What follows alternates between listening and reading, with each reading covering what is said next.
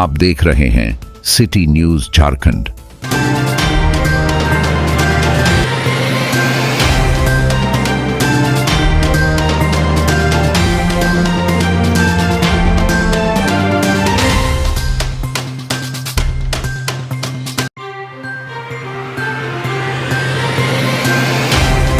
पलामू जिले के मेदिनीनगर सदर अस्पताल में सुपरिटेंडेंट ने अपने 2 महीने के कार्यकाल के अनुभवों और सुधारों को साझा करने के लिए प्रेस कॉन्फ्रेंस का आयोजन किया। सुपरिटेंडेंट ने बताया कि इन 60 दिनों में मरीजों और उनके परिजनों के लिए कई नई सुविधाएं शुरू की गई है।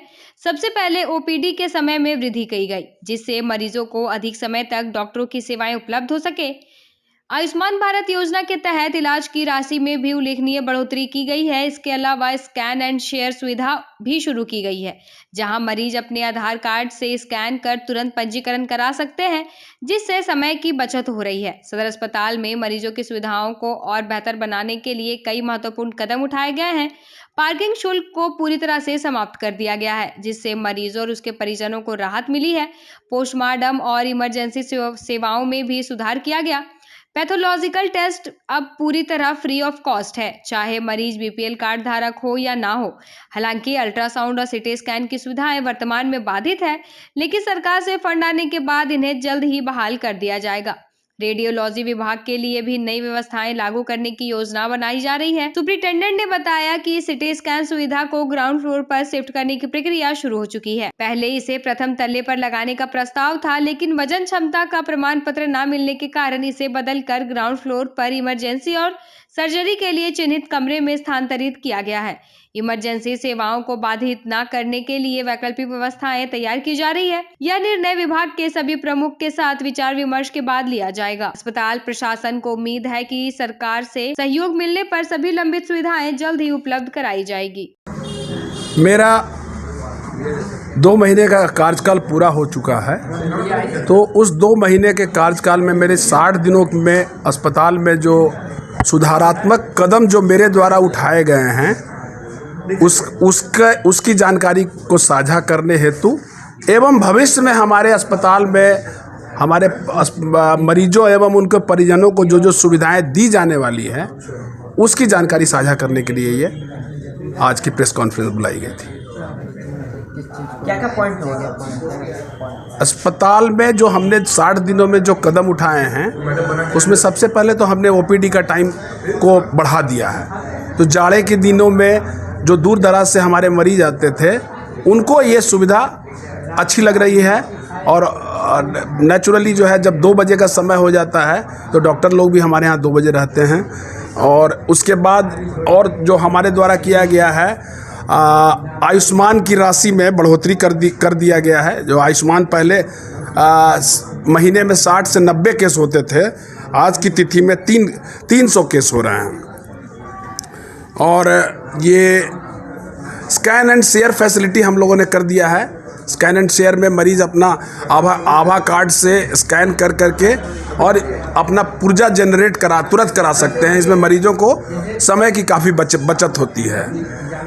पार्किंग शुल्क जो पूर्व में अस्पताल में जो लगता था, आज की तिथि में पार्किंग शुल्क मरीज एवं मरीज के परिजनों से नहीं लिया जा रहा है। पोस्टमार्टम की व्यवस्था, इमरजेंसी की व्यवस्था सब सुदृढ़ कर दी गई है।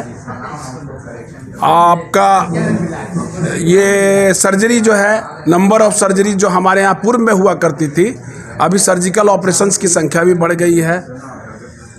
बीते दिनों से जो हमारे यहाँ जांच बंद है, उस जांच के क्रम में जो भ्रांतियां हैं उसको मैंने दूर करने का प्रयास किया है।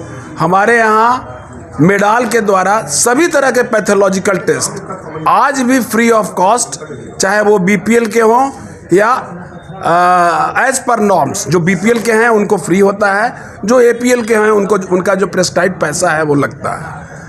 रह गई बात हेल्थ मैप में जो सीटी स्कैन, अल्ट्रासाउंड और एक्सरे करते हैं, तो एक्सरे और अल्ट्रासाउंड की वैकल्पिक व्यवस्था हमारे मेदिनीनगर मेडिकल कॉलेज अस्पताल में जो हमारा विभाग है रेडियोलॉजी विभाग, वहाँ हम लोग करा रहे हैं। सीटी स्कैन के लिए हम लोग वंचित हैं, सीटी स्कैन हम लोग नहीं करा पा रहे हैं चूँकि उनका बकाया है, और इस संबंध में सरकार को हमने काफ़ी पूर्व से, मेरे ख्याल से 6ठे महीने से हम लोग आगाह कर रहे हैं, इतना बकाया है, इतना बकाया। मैंने 6ठे महीने में पत्र लिखा, 8वें महीने में पत्र लिखा, 10वें महीने में पत्र लिखा और 11वें महीने में पत्र लिखा।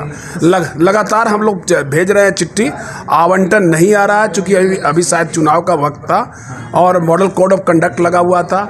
उम्मीद करता हूँ कि अब सरकार बन गई है, पैसा आते ही केवल सिटी स्कैन की सुविधा बाधित है यहाँ पर। और यहाँ पर सदर अस्पताल में जो डायग्नोस्टिक के लिए जो सिटी स्कैन और क्या क्या चीज़ लगना है वो कहाँ चिन्हित किया गया? सदर अस्पताल में सिटी स्कैन ग्राउंड फ्लोर जो इमरजेंसी हम लोगों का चलता है, जिसमें पूर्व से हमारा इमरजेंसी और सर्जरी का ओपीडी चलता था, वो 2 कमरे को मिला करके 1000 स्क्वायर फीट का उनका रिक्वायरमेंट था और भूतल पर चाहिए था, उन लोगों को भूतल पर चाहिए था। तो काफ़ी गहमागी, काफ़ी विचार विमर्श के बाद हमारे सारे विभागाध्यक्ष मिल करके बैठे, और वैसे तो हम लोग नहीं चाह रहे थे कि इमरजेंसी डिस्टर्ब हो, लेकिन सिटी स्कैन का एक प्रोटोकॉल है कि ये इमरजेंसी में ही लगना चाहिए और भूतल पर लगना चाहिए।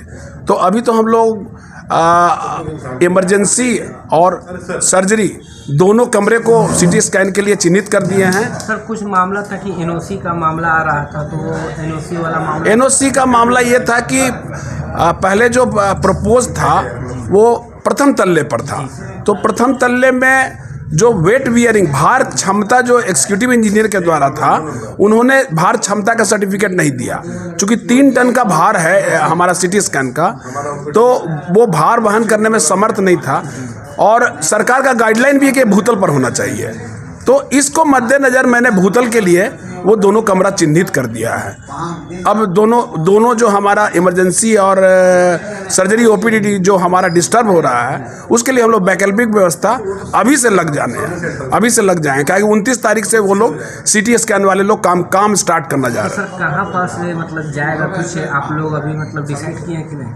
कहाँ पर जाए? अभी जैसे कि ओपीडी मान लीजिए यहाँ से बाधित, अभी देखिए एक हम लोगों के मेडिसिन के बगल में एक कमरा है, सर्जरी उम्मीद है हम लोग उसी में करेंगे, उसी तल्ले पर रहेगा। ये है, हम वहाँ से हटाने वाले नहीं हैं, उसी तल्ले पर ही रहेगा।